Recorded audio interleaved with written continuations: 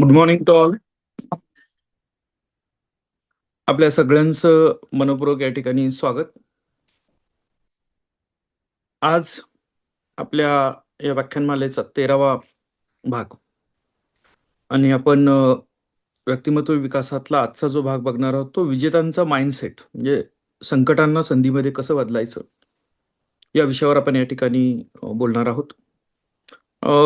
Mindset हाच सगळ्यात महत्वाचा असतो कुठल्याही विषयामध्ये. आपण स्वतःला सिद्ध करण्यासाठी किंवा या ठिकाणी स्वतःच्या क्षमतांची योग्य परीक्षण करण्यासाठी. आणि मग माइंडसेट माइंडसेट आपण वारंवार या ठिकाणी बोलत असतो, तर त्याच्यावर थोडंसं आज या ठिकाणी आपण सविस्तर चर्चा करू की fixed mindset versus growth mindset हा जो काय भाग आहे, म्हणजे या ठिकाणी ज्या दोन प्रकारच्या मानसिकता आपल्याला बघायला मिळतात, ज्याच्यावर आपण जनरली शब्द वापरतो की रडत राहू आणि जुगाडू. आता रडत राहू म्हणजे काय, की दररोज कुठल्या ना कुठल्या समस्येने ग्रस्त असलेला आणि सातत्याने या ठिकाणी समस्या मांडत असणारी मानसिकता. आणि ही आपल्या आजूबाजूला नक्कीच बघायला मिळते. कदाचित आपणही त्यातले असण्याची शक्यता नाकारता येत नाही. म्हणजे कधीतरी चुकून आपल्याला ही सवय लागलेली असते नकळतपणे आपल्याला, की आपण आपल्या भावना व्यक्त करणं, आपली परिस्थिती सांगणं, या प्रकाराला काहीतरी वेगळ्या अर्थाने घेतो आणि आपल्याला ती सवय लागते एक सिंपती मिळवण्याची, सहानुभूती मिळवण्याची. आणि मग आपल्याला असं वाटतं की एक व्हिक्टिम कार्ड जे असतं आपलं, म्हणजे मी थोडासा परिस्थितीमुळे दबलं गेलेलो आहे, माझ्यावर अन्याय झालेला आहे, मला सहकार्य मिळत नाही. आणि ही मानसिकता किंवा हे चित्र आपल्याविषयी जर निर्माण केलं, तर आपण या ठिकाणी इतरांच्या नजरेमध्ये थोडंसं सॉफ्ट कॉर्नर मिळवू शकतो. आणि ही जर सवय झाली, तर ती सवयी आपल्याला या ठिकाणी त्रासदायक ठरते. आपण या ठिकाणी रडत राहू मानसिकतेचे किंवा या ठिकाणी ज्याला फिक्स्ड माइंडसेट म्हणतो आपण, त्याच्यामध्ये म्हणजे त्याला काही सांगितलं त्याच्यामध्ये, तर मला नाही वाटत हे मी करू शकेन. काही काय होतंय, सुरुवातच इथून होते. मला हे वाटत नाही की मी हे करू शकेन, किंवा मला हे जमणार नाही, किंवा अपयश आले की चला संपलं, आता काय परत मी करत नाही सके. त्याच्यामध्ये छोट्या छोट्या गोष्टींच्या मधनं बाहेर पडणं हे थोडंसं त्रासदायक होतं, किंवा त्यांना जमत नाही, हा एक भाग असतो लक्षात घ्या. आणि दुसरी जी व्यक्ती असते हे लक्षात त्याच्यामध्ये, ती असते ग्रोथ माइंडसेटची. ती म्हणते की मला आत्ता जमत नाहीये, पण मी प्रयत्न करेन. मी याच्यामध्ये टप्प्याटप्प्याने प्रयत्न करून, प्रयत्नांती परमेश्वर जसं म्हणतो आपण, तर मी अचीवमेंट मिळवू शकेन असं मला वाटतं. ही ग्रोथ माइंडसेट असते लक्षात घ्या. आणि मग ग्रोथ माइंडसेटमध्ये कुठल्या पद्धतीची एक संयम फार महत्वाचा असतो, पेशन्स जे असतात ते फार महत्वाचे असतात. म्हणजे ज्या वेळेला आपण या ठिकाणी म्हणतो की थॉमस एडिसननं बल्बचा शोध लावला, मग त्याच्याविषयी बोललं जातं 1000 प्रयोग चुकीचे झाले, 10,000 प्रयोग चुकीचे झाले, आणि त्याच्यानंतर त्याने बल्ब लावला. आता हा जर फिक्स्ड मानसिकतेचा असता, तर पहिल्या 2-4 प्रयोगानंतर त्यांनी सोडून दिलं असतं की हे काय मला जमत नाही.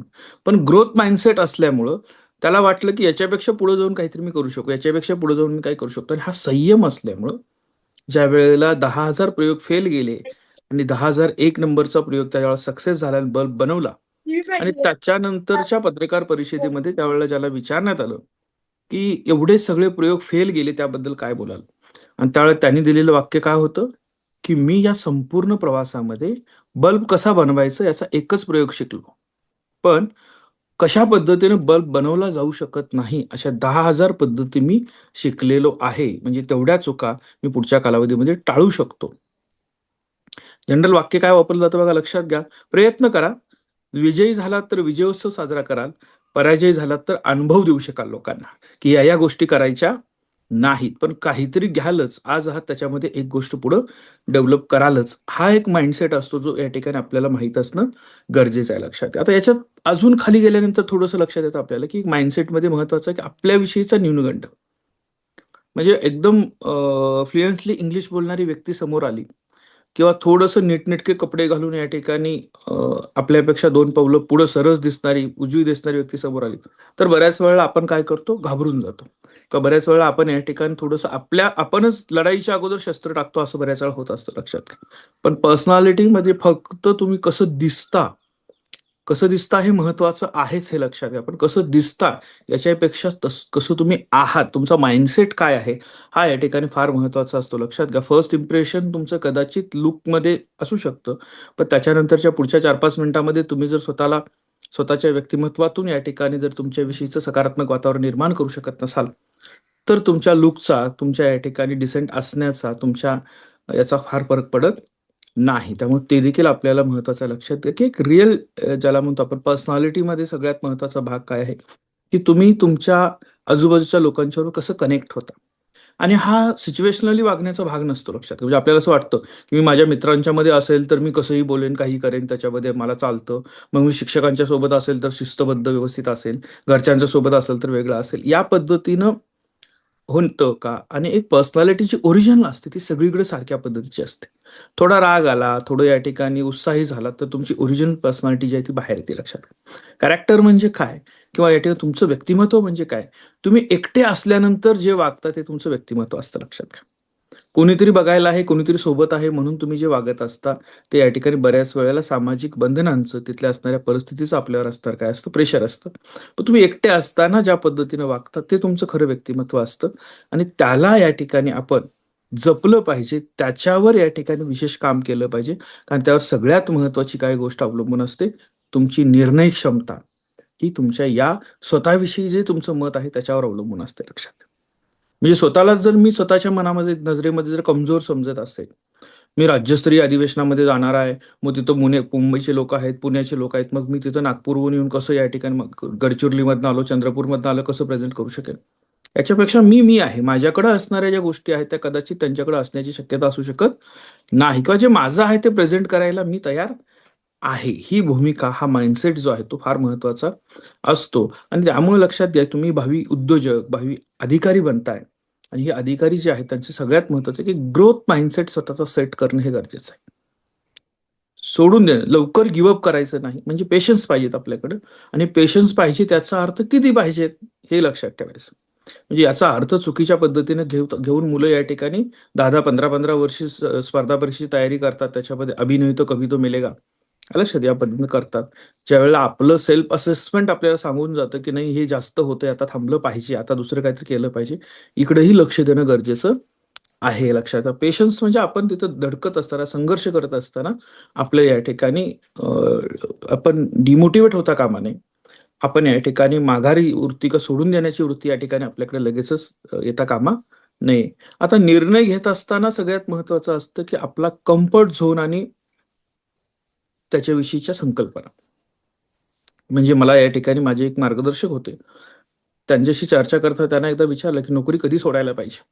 तर त्यावेळेला म्हणायचे, की ती नोकरी ज्यावेळेला तुम्हाला आवडायला लागेल, त्यावेळेला तुम्ही ती सोडली पाहिजे. प्रश्न बघा काय आहे तो थोडंसं विचित्र वाटतं ऐकायला लक्षात आहे. त्यांचा प्रश्न काय होता, की नोकरी ज्यावेळेला आवडायला लागेल, त्यावेळेला तुम्हाला ती सोडली पाहिजे सगळं त्याच्या पद्धतीनं आणि का असं त्यांना विचारलं मी त्यावेळेला त्यांनी सांगितलं, की तो तुमचा कम्फर्ट झोन असतो. आवडायला लागतं म्हणजे काय? कम्फर्ट झोन तुमचा येतो आणि कम्फर्ट झोन हा तुमच्या ग्रोथसाठी सगळ्यात डेंजर झोन आहे. असं त्यांचं म्हणणं होतं लक्षात घ्या. म्हणजे काय, की जिथं जोपर्यंत तुम्हाला अस्थिरता लागत नाही, अस्थिरता असते तोपर्यंत तुम्ही भरपूर काम करता.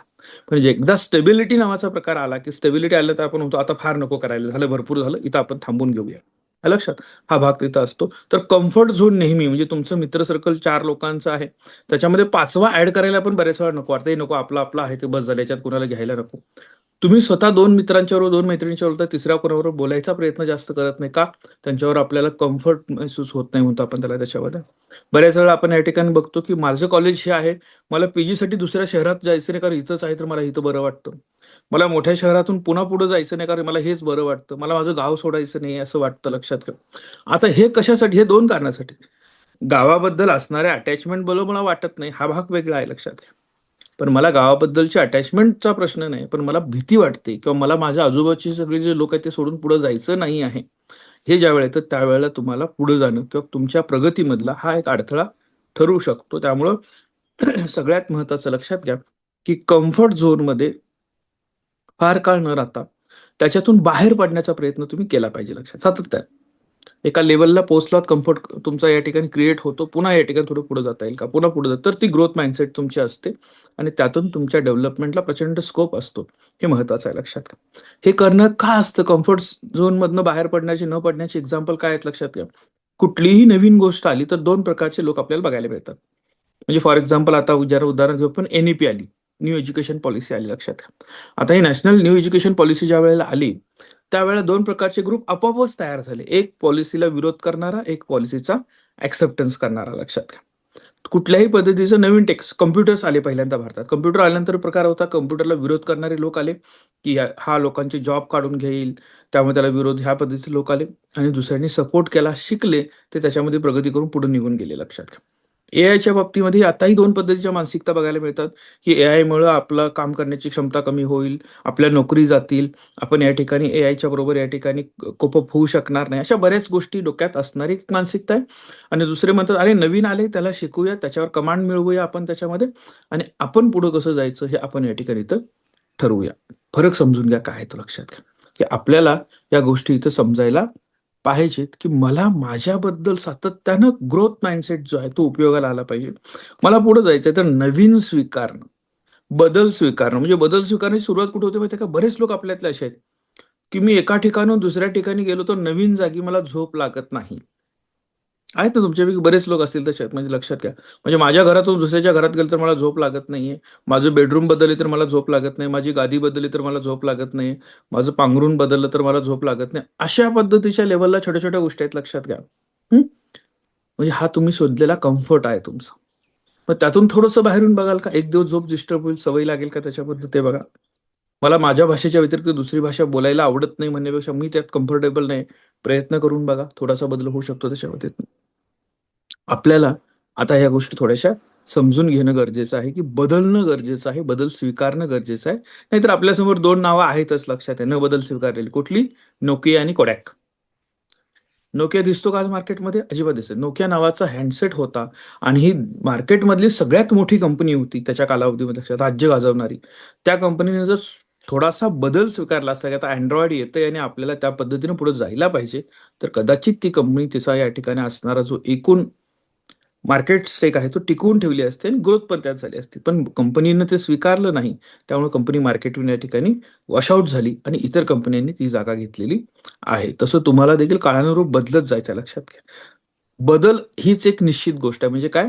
की नेहमी बदल होत राहणार आहे हेच खरं आहे, लक्षात घ्या. कुठलीच गोष्ट कॉन्स्टंट असेल असं नाही. त्यामुळे तो बदल स्वीकारण्याची तयारी, मानसिकता ही आत्तापासून करा.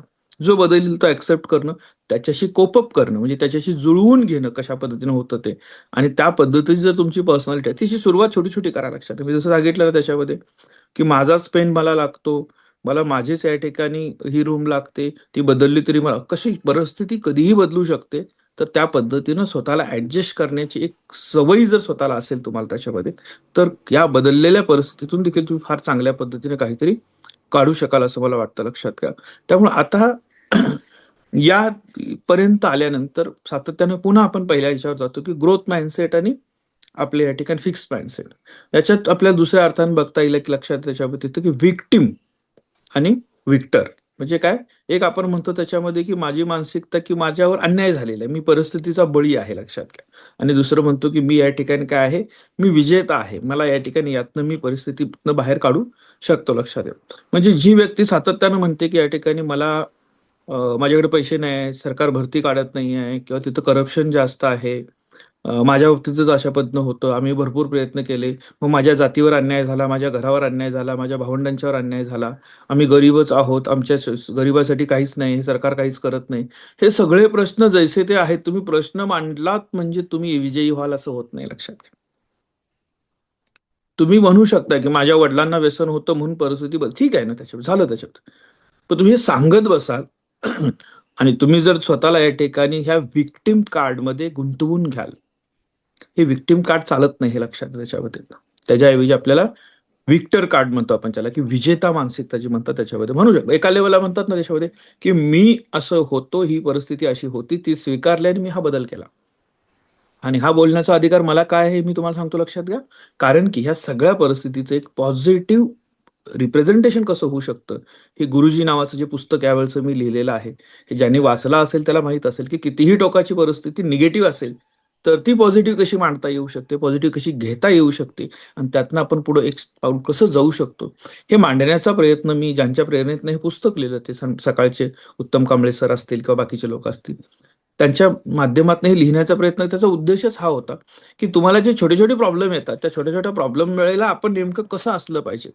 म्हणजे आपण व्हिक्टिम म्हणून रिप्रेझेंट होतो, की आपण व्हिक्टर म्हणून रिप्रेझेंट होतो. तर आपण व्हिक्टरीची जी काही मानसिकता आहे, ही मानसिकता आपल्याला तयार करावी लागते, लक्षात घ्या.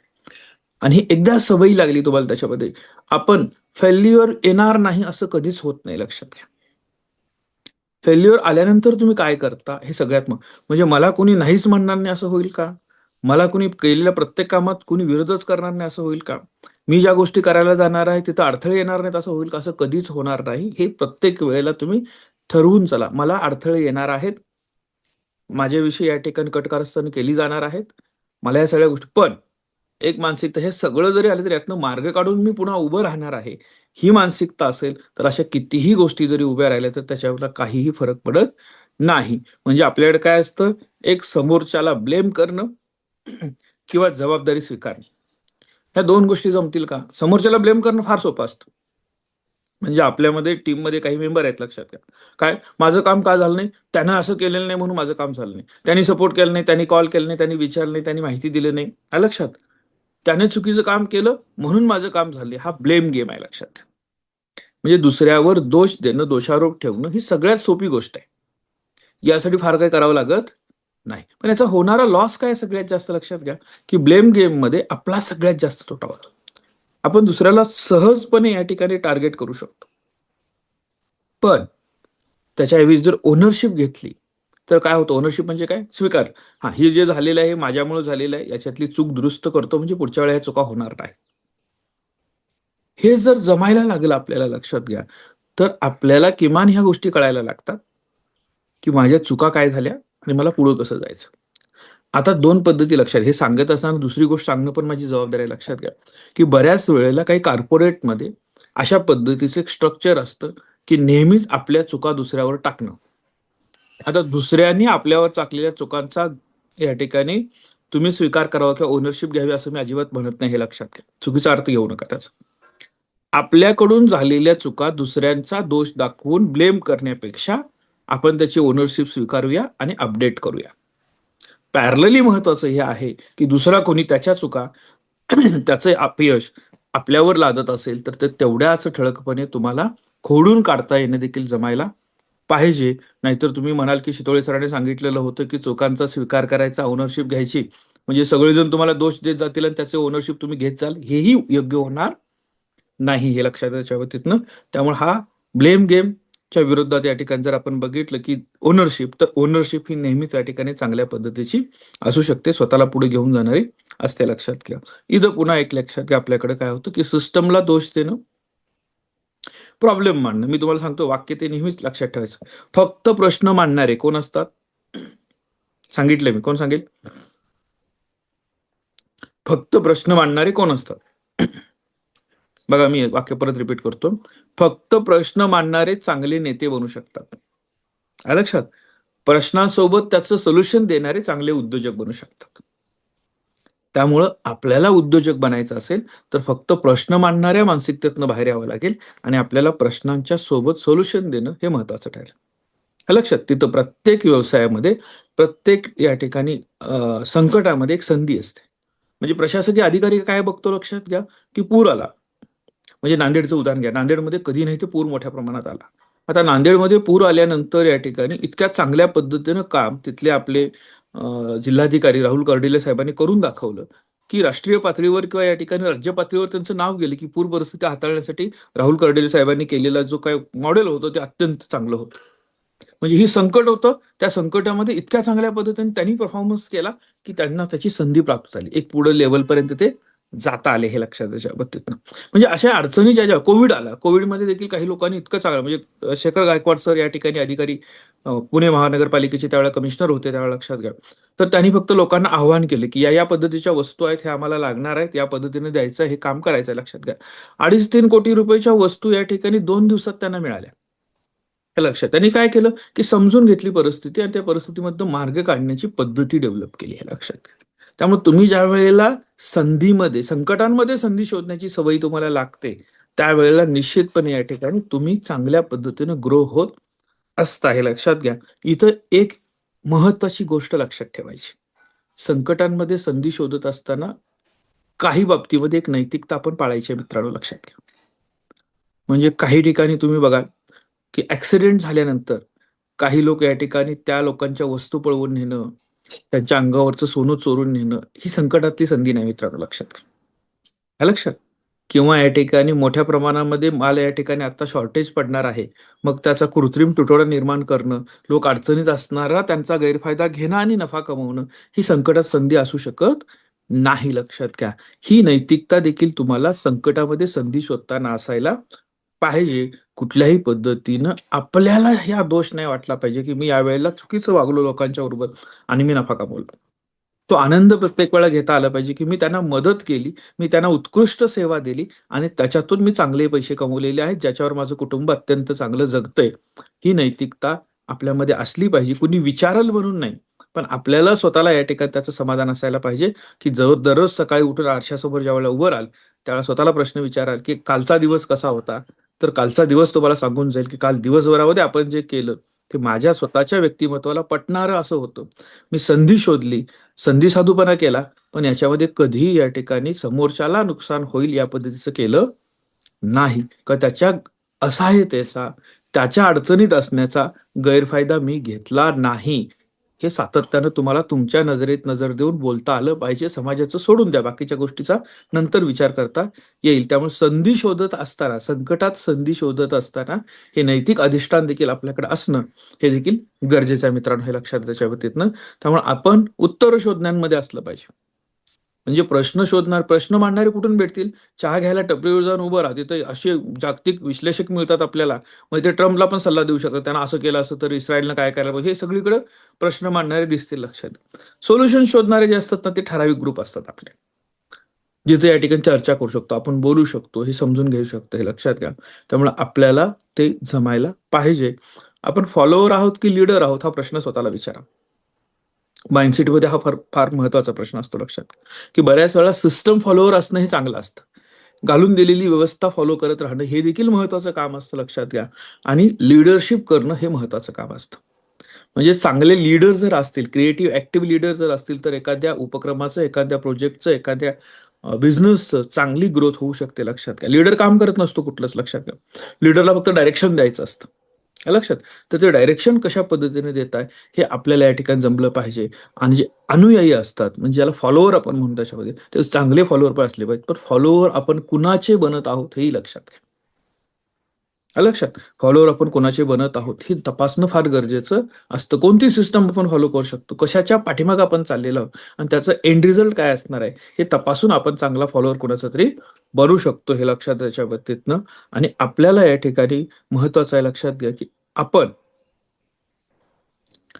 प्रश्न कधी सोडवायला घेतो. लक्षात. म्हणजे काय, तहान लागल्यानंतर विहीर काढणे असं आपण म्हणतात लक्षात घ्या. रिएक्टिव्ह आणि प्रोएक्टिव्ह आपल्याला समजून घ्यायचं लक्षात घ्या. काय, की प्रश्न मांडणारे तहान लागल्यानंतर विहीर काढायला घ्यायची, असं होतं का? असं नाही होणार आहे, हे लक्षात त्याच्यामध्ये. आणि प्रोएक्टिव्ह म्हणजे काय, की तुम्हाला माहिती आहे की भविष्यामध्ये कुठल्याही जॉबमध्ये एआय ची गरज आहे. तर आतापासूनच एआय ची तयारी करणं म्हणजे प्रोएक्टिव्हनेस. रिएक्टिव्हनेस म्हणजे काय, की संकट आलं की त्याच्या पाठीमागे पडायचं. का त्याच्यासाठी हे करताय. म्हणजे बरेच काही लोक असतात लक्षात घ्या, की प्रत्येक वेळा आलेल्या संकटांमध्ये ह्याला फेस कर, मी तोपर्यंत दुसरे येतं त्याला फेस कर. या चक्रव्यूहामध्ये अडकलेले असतात.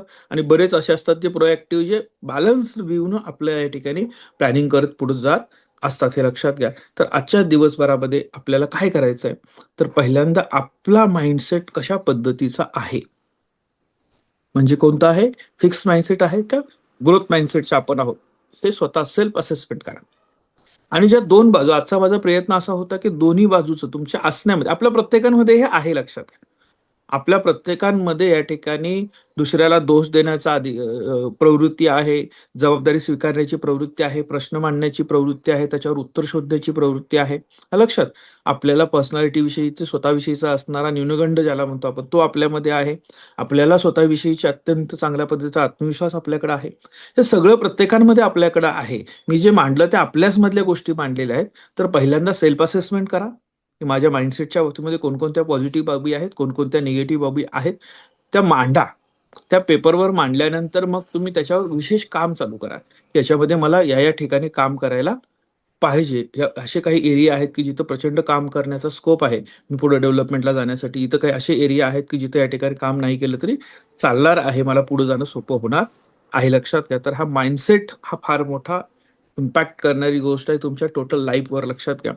तर तुम्ही या गोष्टी बारकाईने समजून घ्याल त्याच्याविषयीचा एक स्वतःचा एक आराखडा तयार करा, आलं लक्षात.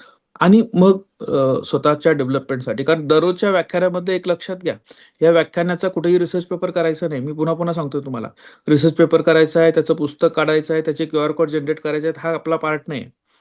त्या याच्यातनं आज काय शिकलात आणि आजच्या दिवसभरामध्ये तुमच्यामध्ये काय बदल होतो, थेंबे थेंबे तळेसाचे असा भाग असतो. आजचं आजच कृतीत तुम्ही रूपांतरित केलं आणि ती सवय लागली की उद्या येणारे स्वीकारायला तयार राहता. नाहीतर आपल्याकडे काही आहेत हे लक्षात घ्या. मी पर्जन्याला सुरुवातीला म्हटलं होतं की तू कॉन्टॅक्ट करशील तर आपण याचं पुस्तकात रूपांतर करू. तिने 5-7 दिवस फॉलोअप घेतल्यानंतर फॉलोअपच बंद करून टाकला. तिला लक्षात आलं की हे काय होण्यासारखं नाही. आणि आता चालू करायचं म्हटलं तर पहिले 25 दिवस घेऊन मग पुढे जायचंय, लक्षात. अशा गोष्टी काही होऊ शकतात. मी पर्जन्याचं एक एक्झाम्पल दिलं, पण आपल्यामध्ये देखील शिल्लक ठेवत जाऊ नका. दररोजच्या गोष्टी दररोज करणं गरजेचं आहे, लक्षात घ्या. आज उपस्थित सगळ्यांचे मनपूर्वक आभार आणि शुभेच्छा. धन्यवाद.